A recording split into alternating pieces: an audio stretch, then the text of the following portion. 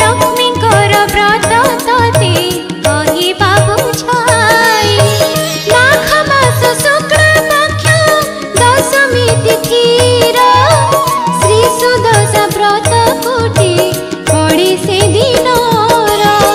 सेही दिन ब्राह्मणी जे प्रभात उठिला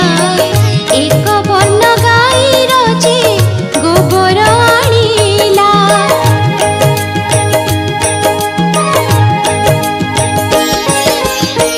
सुसंच करे घर दुआर लिपिला नदी रे स्नान करेण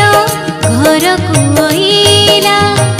तंडुल बाटिण छोटी आभरण